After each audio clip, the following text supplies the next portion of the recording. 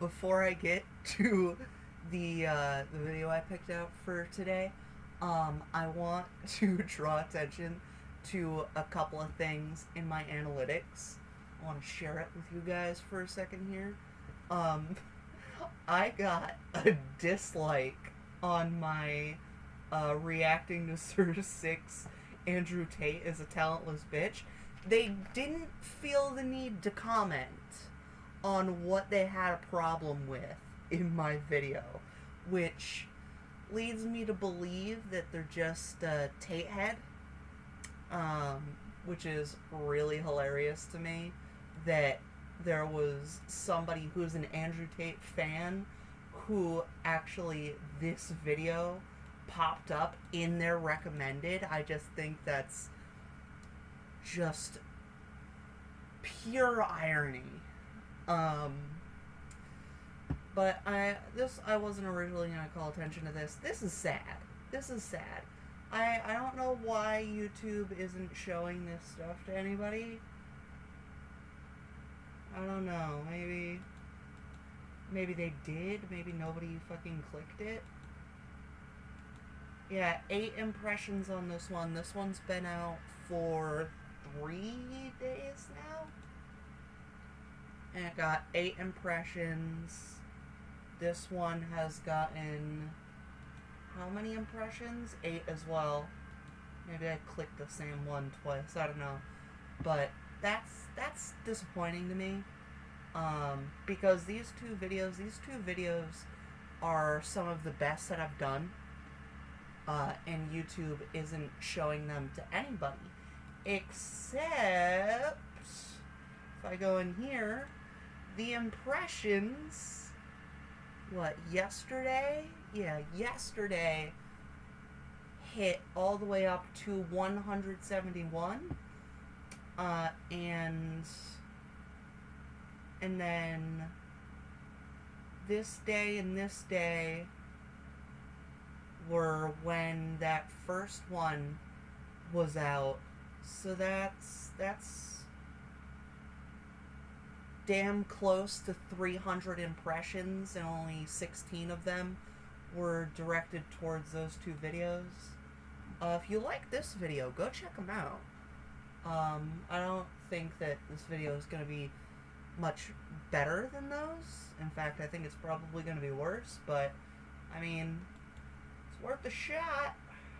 Powell is a creationist with some very strong views. He also keeps a... You said Matt Powell at the beginning. I didn't pause it at 00. Matt Powell is a creationist with some very strong views. He also keeps a giant inflatable banana in his back garden, which he calls Dr. Peel. One of those statements... Does he actually? Is he about to say one of those statements is truthful and one of them is a lie? It is not entirely correct. He has some extremely strong views, and this week they're about deny. Does he really keep an inflatable banana in his backyard? That is fucking hilarious.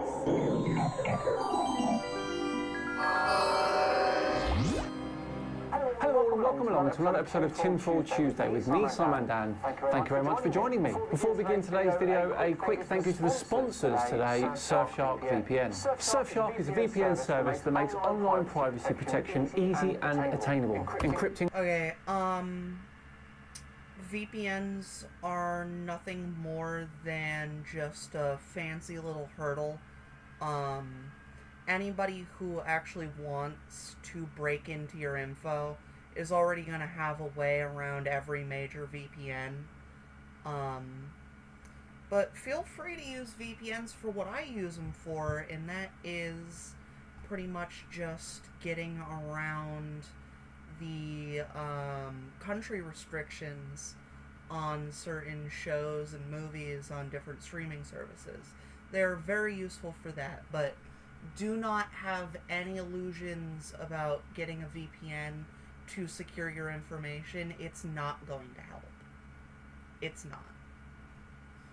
You might be able to route it through a country that somehow has banned, like, data brokering. You might be able to do it that way, but it is just one of many things that anybody aiming to do such things is just going to get around.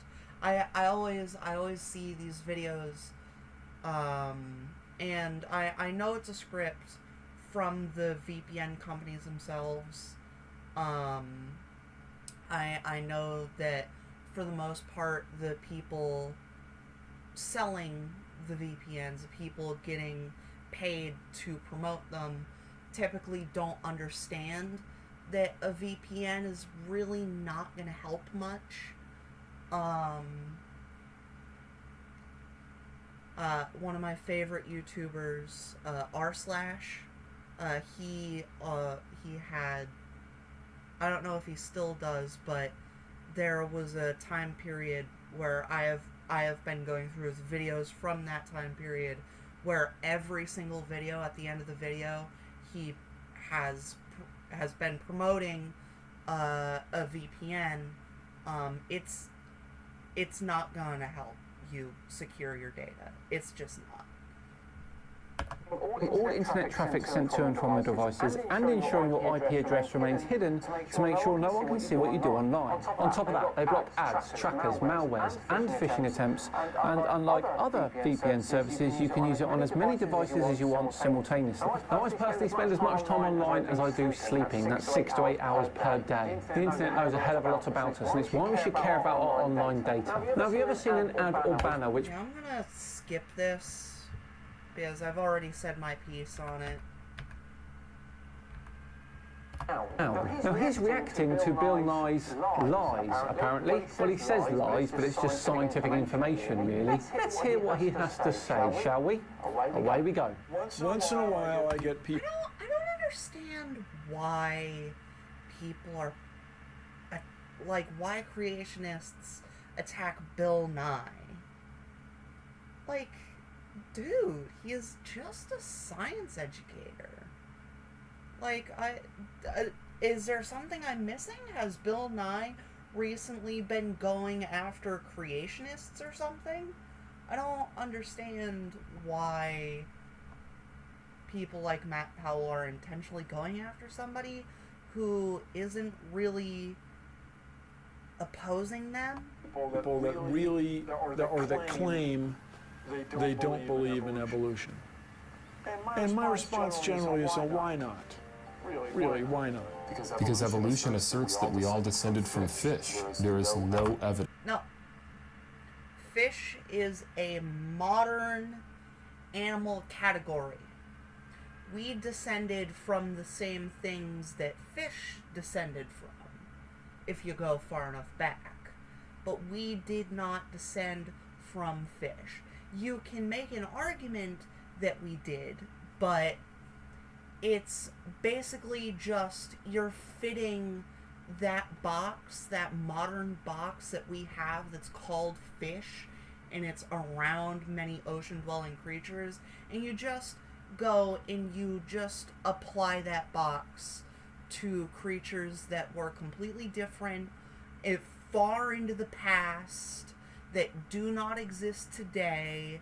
You're just putting that box, you're taking that box and putting it unnecessarily on other creatures to make the argument that we descended from fish. And it's just a very ignorant argument. It's the same level of ignorance as saying that we descended from chimpanzees. That's not a true statement. To support such a claim. Well, there is actually a lot of evidence. Here's just one piece. Now, DNA sequence comparisons shows that the DNA sequence that controls the formation of human synovial joints is also present in primitive fish. The very fact that there are fish does not debunk evolution, Nat. We descended from Adam and Eve, two humans, not fish. I've said this so many times, but if we really truly descended from two humans, we would have inbred ourselves out of existence. Like, that's what would have happened. If you look at literally every species that has gone down to two, a male and a female, only those two of their species, you notice very quickly that there are such differences. Many times they do not survive through that time. A lot of the time, I know there's one species, I don't know what it is, but I remember that it's a species that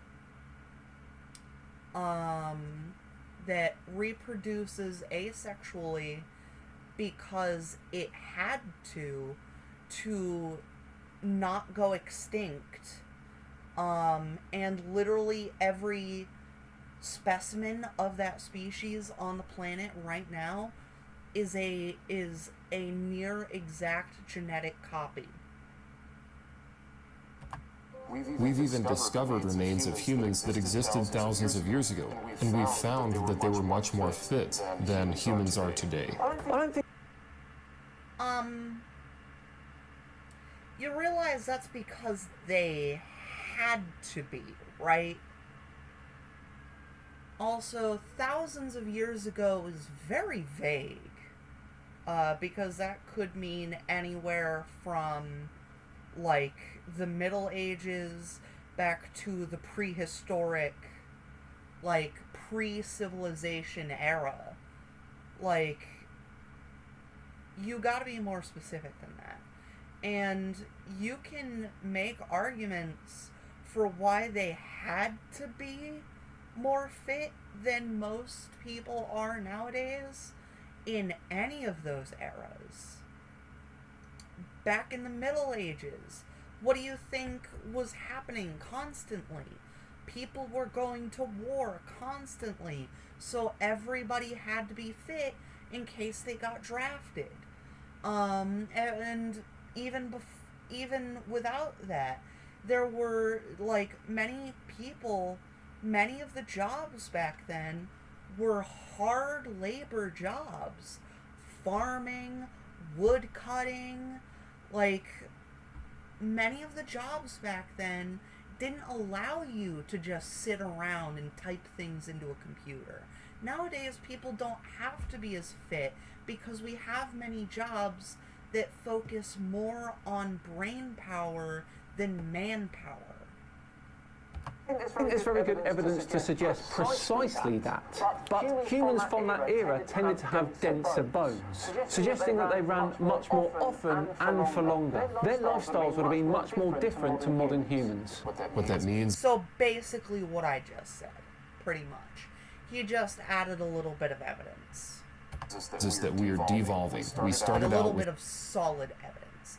Like evidence that you would have had to find testing the bones. a good set of genetics at the beginning, and we have degraded since. Yeah, that's not how anything works, bro. You guys keep saying that. You guys keep saying that, but you have given absolutely no evidence of how that's even possible. Physically, perhaps. Intellectually, definitely not. We are smarter, for sure. Your world just becomes fantastically complicated when you don't believe in evolution. What part of believing that we descended from apes makes our worldview less complicated? Well, where do you want me to start, Matt? Descending from apes is a natural process, as opposed to a supernatural one. We've got common... I'm going to interject here. I don't think complicated is the right word. I don't think complicated is the right word, because I kind of, in a roundabout way, kind of agree with Matt Powell on that one. But I'm going to take it into a different direction that isn't just scoffing. I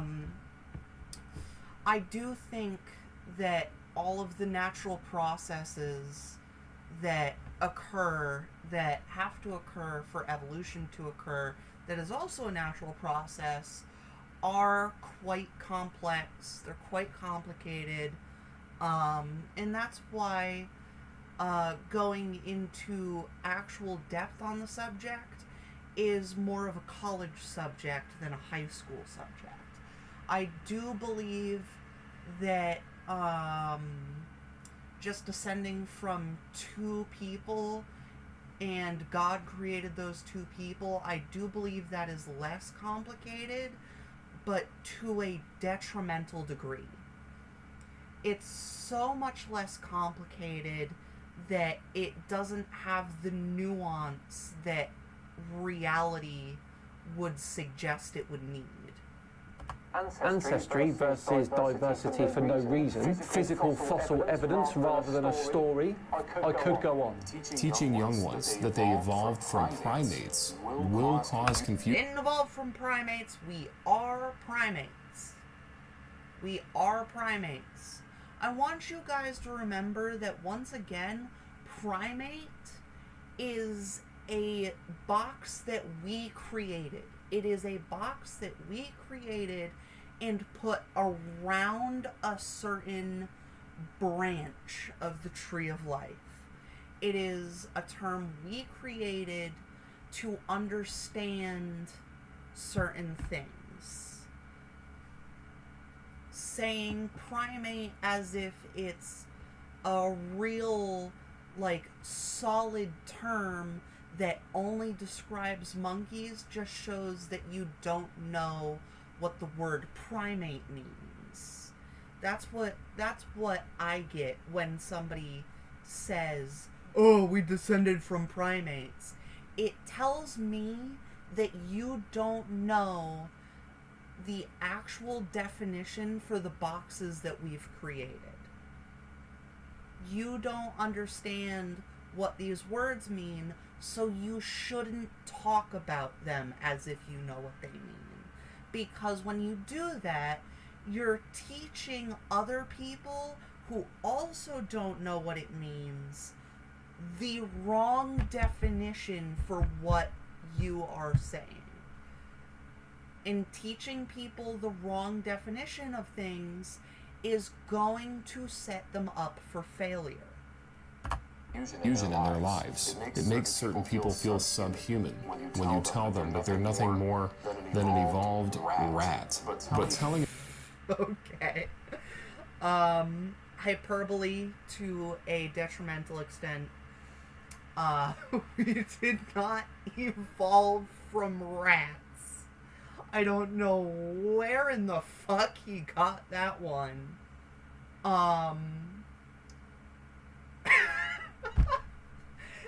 It just, every time he says something super fucking crazy like that, I know that it's them misrepresenting an original argument and then misrepresenting that misrepresented argument again and then misrepresenting again until you get something completely wild, completely out there that nobody is saying except you, because you've been doing this for so long that you've gone on such a tangent that you're nowhere near the original point to begin with.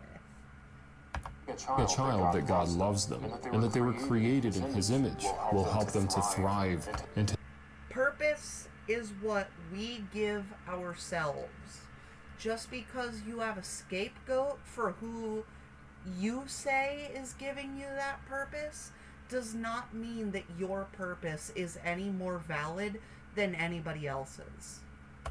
to succeed in life. Yeah, the real world evidence for that doesn't really match with what you're saying here, Matt, does it? All right, so now he's going to try to give us some evidence for evolution. And so he's going to rattle off a few things that he considers to be facts.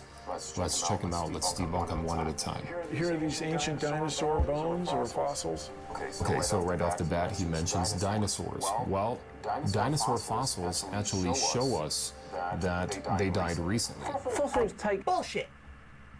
typically around 10,000 years to form. Now that's longer than you believe for the Earth to have existed, isn't it, Matt? Because we've Okay, I don't know about specifically dinosaur fossils.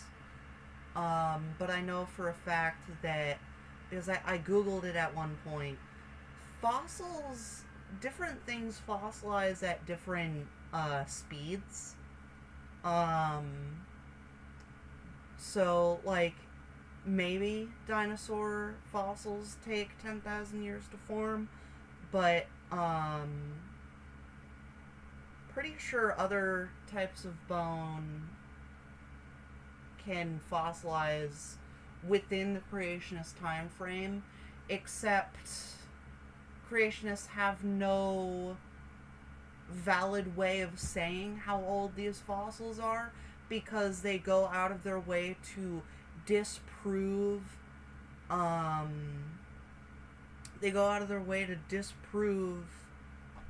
dating methods, and then try to use the dating methods that they disprove themselves, according to them, to prove that they're not as old, which is really just stupid to me. Why would you go out of your way to disprove something, to show that this evidence isn't valid, if you're going to turn around and use it as evidence for your claim? Like, didn't you already disprove that, according to you? According to you, you already disproved that, so why is that valid evidence? But dating methods, we have many reasons to believe that the dating methods are accurate. Chief among them is that scientists don't just take one dating method, use that one dating method once, and then go, oh, well, I guess I know now. No, they date things in multiple different ways to back each other up, to bolster the evidence.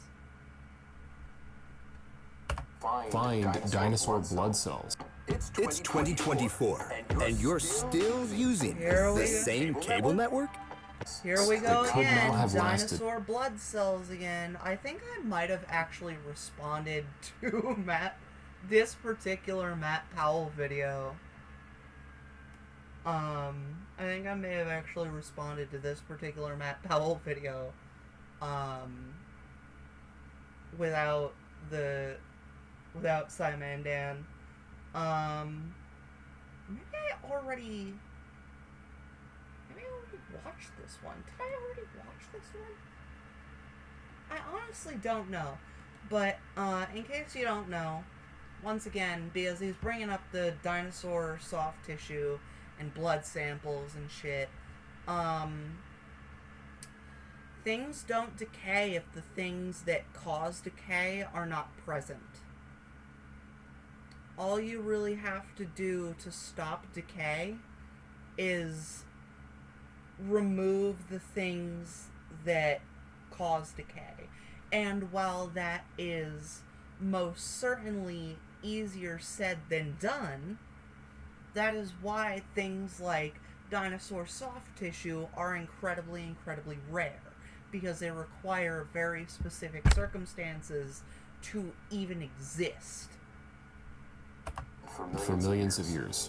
If you put some material that's biodegradable inside of an airtight Yeah, but biodegradable is only biodegradable if the things that cause the biodegrading are present.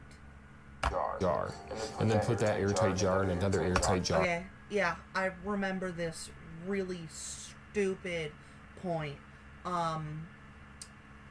Doesn't matter how airtight the jars are, because the things that cause the decay are already in the sample.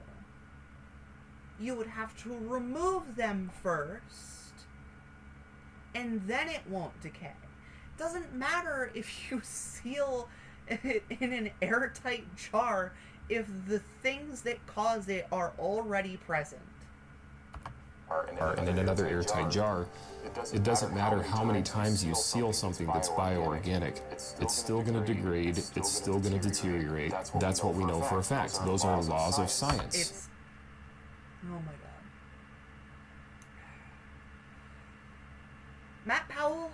You do not get to speak about the laws of science when you adamantly deny them. You don't get the privilege of using it when it suits you and denying it when it doesn't. You're doing exactly what Christians do with the Bible, except you're doing it with science. You're picking and choosing what you want to use because you know that not all of it suits your point. Now, I've talked about this in a video before, but essentially the iron in the dinosaur's body prevented that tissue from decaying, in a very rare occurrence indeed. This does not debunk deep time, that. We find dinosaur blood cells, we find nerve cells, we find DNA from dinosaurs, histones, keratin, skin. DNA, getting dinosaur DNA is so fucking easy. And we've known about how to get it for like 20 fucking years, bro. Have you never watched Jurassic Park before? You know how they got the dinosaur DNA? It was preserved in amber. Preserved in amber that solidified around a mosquito-like creature that like stole some of the dinosaur's blood. It's really not that hard.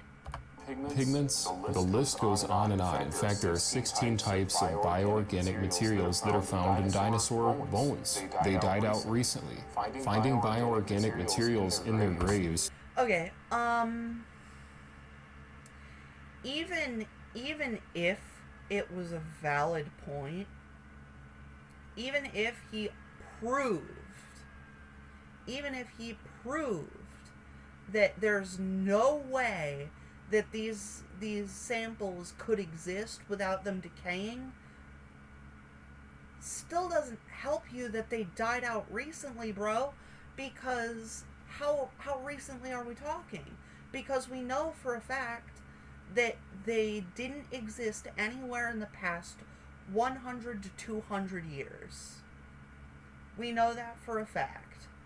So, how have they not fucking decayed over the course of 100 to 200 years?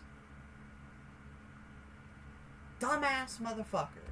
Suggests that they died in the recent past, not in the distant past. But you're still neglecting the actual time fossilization takes, aren't you? You bring up all the bioorganic stuff, but the fact remains, they are still fossils. Here is radioactivity. So what he's referring to here is radiometric rock dating. And what I find interesting is I swear to God, if he says radiocarbon dating on fucking diamonds, I'm gonna fucking lose it. Because he's just speed running all of the terrible points that I've already debunked. never been able to accurately date a rock that we know the age of. Are you sure about that, Matt? Because I've seen a lot of evidence that suggests otherwise. For example, we've seen volcanoes erupt. We've seen the lava flow down the side of these mountains. The lava then turns into igneous rock. Those rocks are young, but what I find interesting is that when you send in rocks to be radiometrically tested to see how old they are, these labs will send back results indicating that these...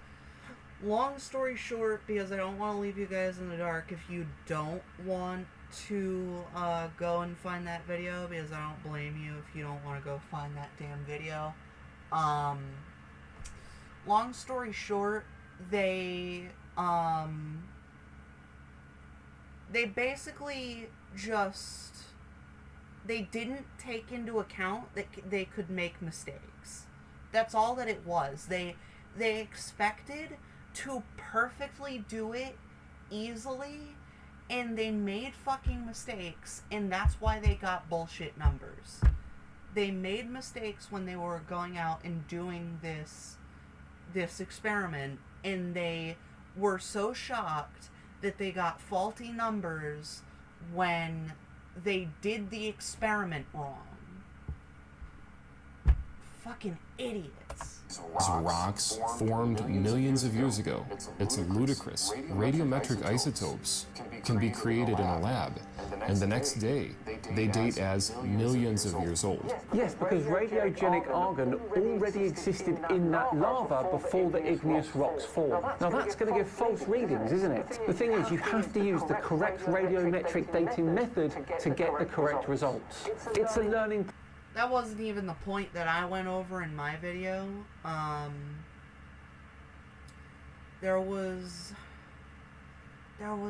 maybe that was. I know that there was a different one that was the fucking radiocarbon dating diamonds because they're fucking idiots.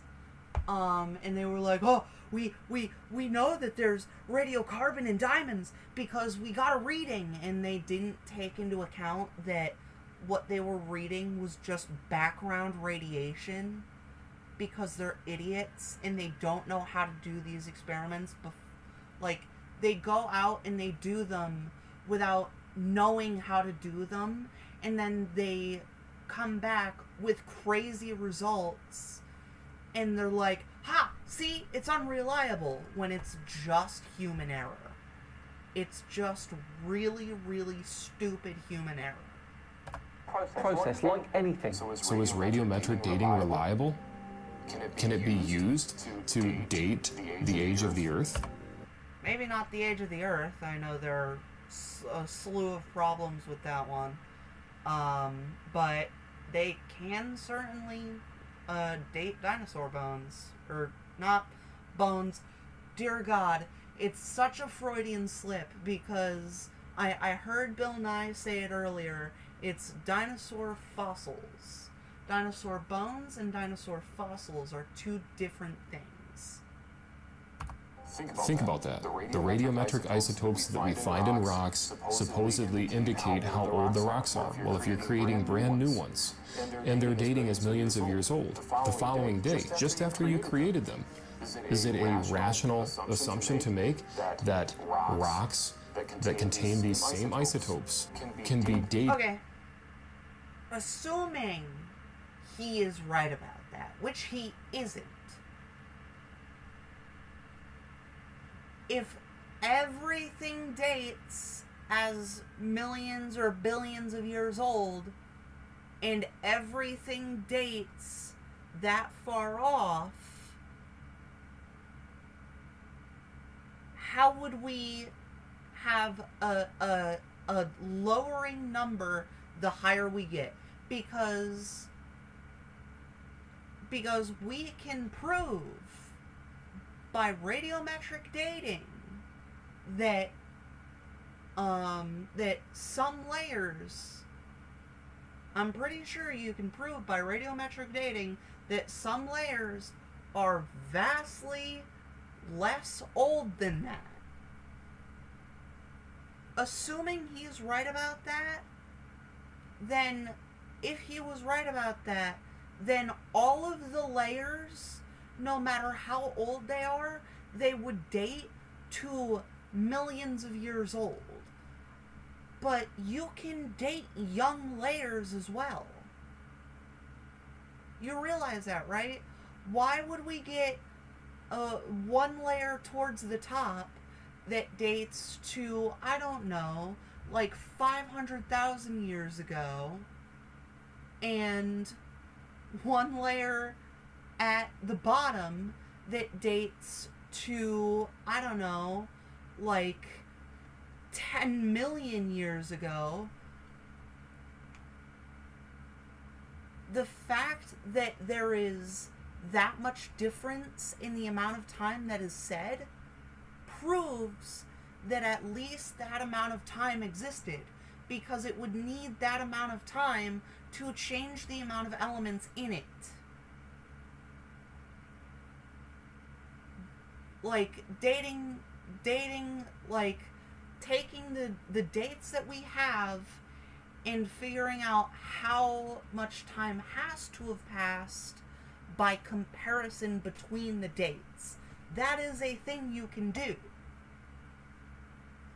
If all of the Earth was made at the exact same time, 9,000 years ago, or whatever the creationist timeline is, why don't all of them date to the exact same amount of time? Why don't they? Why do we have a consistent lower amount of time the further up you get, the closer to the surface you get? Why is it like that, if it's like you say, Matt Powell? Accurately using radiometric dating processes?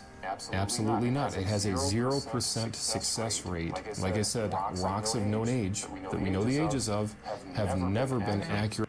I'm gonna stop it here. I'm gonna make a part 2.